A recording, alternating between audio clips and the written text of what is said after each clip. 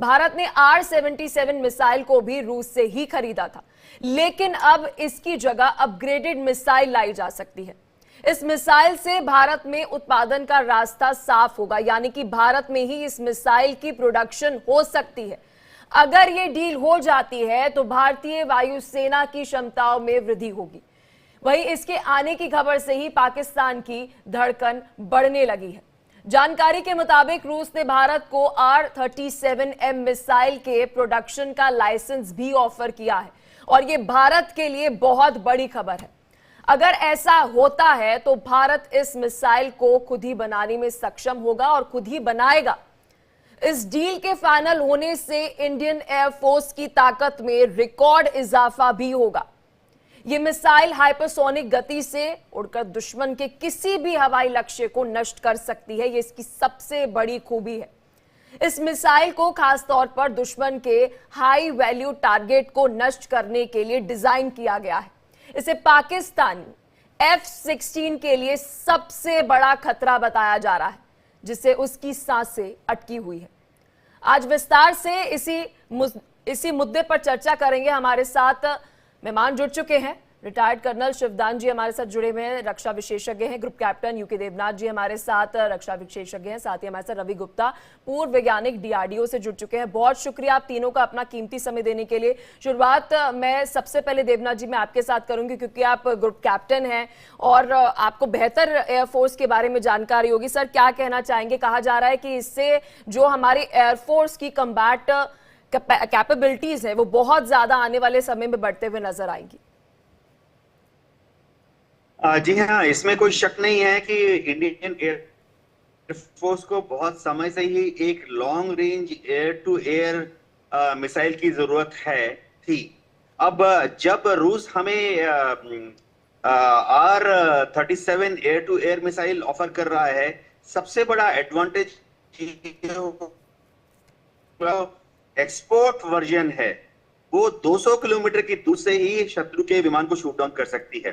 और रूस ने वादा किया है कि भारत में ही इसको बनाने की सुविधा, असेंबली लाइन बना देंगे जी। एक और बात यह है कि इस मिसाइल का जो रशियन वर्जन लेटेस्ट है, उसमें बूस्टर के साथ इसका रेंज करीबन 350 किलोमीटर तक आकलन किया जा रहा है। यानी ऐसी हालत में भारत की सीमा के अंदर रहते हुए ही हमारा जो इंटरसेप्टर है वो लॉन्च कर सकेगा इस मिसाइल को। और ये पाकिस्तान के अंदर डीप जाकर पाकिस्तान एयरफोर्स के या चाइनीज एयरफोर्स के फाइटर विमान, बॉम्बर विमान, एयर टू एयर रिफ्यूलर्स, उनके जो एवैक एयरबॉर्न रेडार कंट्रोल सिस्टम्स हैं, उनको इंटरसेप्ट करके उनको ध्वस्त कर सकेगा। इंडियन एयरफोर्स में अभी हम जो इंट्रोड्यूस कर रहे हैं तेजस मार्क 1A और भविष्य में बनने वाला है तेजस मार्क 2, और उसके बाद भी अगले 15 साल में भारत में ही हम बनाने वाले हैं AMCA। ऐसे में रूस ने हमें ये कहा है कि वो इस मिसाइल का इन तीनों फाइटर विमान से जो ग्रुप कैप्टन यूके देवनाथ जी आपके साथ बात करेंगे। रवि गुप्ता जी हमारे साथ पूर्व वैज्ञानिक है DRDO से। सर, बहुत शुक्रिया अपना कीमती समय देने के लिए। सर, क्या कहना चाहेंगे, अगर इसकी प्रोडक्शन भारत में होती है इस मिसाइल की, तो ये बहुत बड़ी उपलब्धि होगी हमारे लिए और साथ ही हमारे डिफेंस सिस्टम को, एयरफोर्स को और ज्यादा मजबूत करेगी। देखिए, इस R-37 मिसाइल के बारे में ग्रुप कैप्टन देवनाथ जी ने बहुत अच्छी बातें बताई हैं।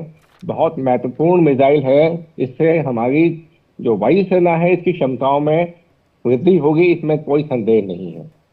साथ ही अगर हमें, जैसे कि पहले होता था कि हम खाली इंपोर्ट करते थे, हम अगर इसकी असेंबली लाइन इंडिया में लगाते हैं तो हमारी मैन्युफैक्चरिंग को भी हमें एक अलग और टेक्निक आएंगी मैन्युफैक्चरिंग की, और हमें ज़्यादा खुला एक जो है अपना ऑपरेट करने का ज़्यादा अच्छा रूम मिलेगा। तो लेकिन साथ में मैं एक बात और कहना चाहूँगा कि आज की डेट में जो हमने जब R-77 खरीदा था, उस समय हमारे पास इस किस्म के मिसाइल बनाने की क्षमता नहीं थी, डिजाइन करने की क्षमता नहीं थी। तो आज लेकिन ऐसा है, समय बिल्कुल बदल चुका है। भारत जहां अत्याधुनिक मिसाइलों को डिजाइन करने में और मैन्युफैक्चर करने में हमारी पूरी क्षमता है। देखिए, मिसाइल में क्या क्या चीज चाहिए होती है। हमें अभी तक एयरफोर्स ने इस किस्म के long range air to air missile की कोई रिक्वायरमेंट नहीं दी गई थी। लेकिन उसके लिए जितनी भी प्रौद्योगिकियां, जितनी भी टेक्नोलॉजी की आवश्यकता है, आज डीआरडीओ के पास और भारत के पास वो सभी टेक्नोलॉजीज उपलब्ध हैं। तो मैं समझता हूं कि हमें एक विदेशी मिसाइल को ला करके लगाने से बेहतर होगा कि हम अपने बहुत जल्दी से हम इसको असेंबल करके अपनी खुद का डिजाइन किया हुआ जो मिसाइल है वो बना सकते हैं। लेकिन और सर उसका इसकी प्रोडक्शन जब भारत में होगी इससे कितना असर पड़ते हुए नजर आएगा? क्योंकि पहले मुझे याद है सब डिफेंस सिस्टम की अगर बात करूं, मिसाइल हो या छोटी से छोटी चीज के लिए हम दूसरे देशों पर निर्भर रहते थे। आज हम आत्मनिर्भर है, मेड इन इंडिया के तहत ना हम हर एक सेक्टर में मैन्युफैक्चरिंग कर रहे हैं, डिफेंस सिस्टम में भी मैन्युफैक्चरिंग कर रहे हैं। हमारी क्षमताएं जो रहेंगी एयरफोर्स में, उसमें कितनी कैपेबिलिटीज, हमारी कंबैट कैपेबिलिटीज बढ़ते हुए नजर आएंगी? देखिए, इसमें कोई संदेह नहीं है कि हमें आयात करने से कहीं बेहतर है कि हम इसकी असेंबली लाइन इंडिया में लगाएं, भारत में लगाएं और उसको मैन्युफैक्चर करें।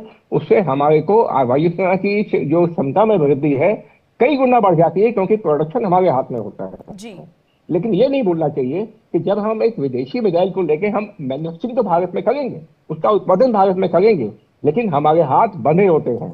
हम उसमें कोई भी उसकी क्षमताओं में आगे इजाफा करना चाहेंगे, वो हमें रशिया की परमिशन के बिना नहीं संभव होता। तो हमें उसमें हमारे हाथ बन जाते हैं। जैसे आपका पास सुखाई है, हमें अगर सुखाई में को जो हमने इसका हमने अपग्रेडेशन किया है अपनी तकनीक के हिसाब से, लेकिन हमें इंतजार करना पड़ा रशिया की परमिशन के लिए कि जब तक रशिया परमिशन नहीं देगा हम उन चीजों को, नई चीजों को अपने विमान में लगा नहीं सकते थे। वही बात इस मिसाइल के साथ भी होगी। लेकिन आज हमारे पास कोई भी अत्याधुनिक मिसाइल, R-37 से भी अधिक आधुनिक मिसाइल बनाने की पूरी क्षमताएं हैं। जो नेविगेशन सिस्टम चाहिए हमारे पास है, जो प्रोपल्शन सिस्टम चाहिए हमारे पास है, जो उसके कंट्रोल सिस्टम चाहिए हमारे पास है। तो अगर हमारा, मैं मानता हूं कि आयात से कहीं बेहतर है मैन्युफैक्चर भारत में करना, लेकिन बाहर के मिसाइल को मैन्युफैक्चर करने से कहीं बेहतर है कि हम अपने देश में डिजाइन किया हुआ, जिसकी कि एक एक टेक्नोलॉजी हमारे पास है, हमें पूरी स्वतंत्रता है कि हम आगे जाकर के उसमें अगर कुछ बदलाव करना है, पूरी छूट है, हम कर सकते हैं। तो आज मैं समझता हूं कि ठीक है, अगर आता है बहुत अच्छी बात है, लेकिन हमें साथ ही साथ इससे भी और अधिक दूरी तक 400 किलोमीटर तक मार करने वाले, हवा से हवा में मार करने वाले, हवा से जमीन में मार करने वाले हमारे जो मिसाइल्स हैं, हमें उनको जल्दी से जल्दी बनाना चाहिए। हमारा जो धन है, हमारे पास भारत एक विकासशील देश है, जो हमारे पास धन की जो है आवश्यकता है हमें होती है, उस धन को हम वहां लगाएं, फंड्स को वहां लगाएं जहां हमें अधिक से अधिक लाभ मिलेगा।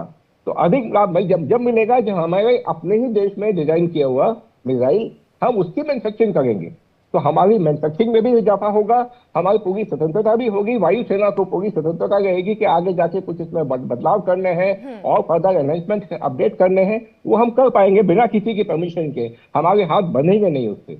लेकिन अगर हम एक बाहर के विदेशी मिसाइल को मैन्युफैक्चरिंग करेंगे तो हमारी लिमिटेशंस होंगी, हमारे हाथ बंधे होंगे कि हमें केवल वही बनाना है, हम बदलाव बिना रशिया की परमिशन के नहीं कर पाएंगे। Retired colonel Shivdan Singh ji, sir क्या कहना चाहेंगे? क्योंकि अभी तो हमने क्षमताओं की बात करी, लेकिन इस बीच अगर मैं भारत की सुरक्षा के मद्देनजर बात करूं, ना केवल पाकिस्तान, बांग्लादेश में हम देख रहे हैं किस तरह से टेंशन्स है, चीन के साथ भी हम लगातार प्रयास कर रहे हैं कि हमारे संबंध और ज्यादा बेहतर हो, लेकिन उसके बावजूद भी बहुत जरूरी है कि अपनी डिफेंस सिस्टम को मजबूत करना। जब हम बात कर रहे हैं इस मिसाइल की और जब प्रोडक्शन इंडिया में इसकी होगी, तो कितना जरूरी था ये कदम उठाना, कितना जरूरी था इस पर काम करना? देखिए, सबसे पहले मैं आधुनिक युद्ध के स्टाइल के बारे में बताना चाहता हूं। मैंने 71 की लड़ाई से लेकर के कारगिल युद्ध तक खुद अपने आप उसमें हिस्सा लिया है और युद्ध को देखा है। पहले युद्ध आमने सामने का युद्ध होता था, दोनों देश की सेनाएं आमने सामने डटी होती थी और इस तरह युद्ध होता था। मगर आजकल यूक्रेन, रूस और इजराइल, हमास, इनका युद्ध की स्टाइल देखने से पता लगता है कि आज का स्टाइल आमने सामने युद्ध का नहीं है। आज का style basically missiles, rockets, drones की लड़ाई से होगा, क्योंकि जितनी भी इस हमास और इजराइल के बीच में जो हमले हुए हैं सब इन्हीं के द्वारा हुए हैं, और रूस और यूक्रेन युद्ध में भी 90% हमले इन्हीं के द्वारा हुए हैं। इसलिए ये बड़ा स्वागत योग्य कदम है कि जो भारत ने रूस के साथ ये संधि की है और इस मिसाइल को आयात किया है। और साथ साथ सबसे इंपॉर्टेंट ये है कि रूस ने ये परमिशन दी है कि ये मिसाइल हमारे देश में प्रोड्यूस हो सकती है और इसके बाद हम भारत एक्सपोर्ट कर सकता है।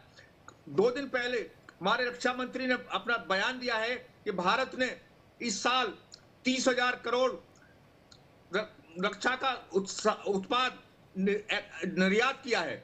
इसका मतलब हमारा डिफेंस सेक्टर केवल आयात नहीं कर रहा है, उसने निर्यात भी किया है और इकोनॉमी में अपना पूरा योगदान दे रहा है भारत का डिफेंस सेक्टर।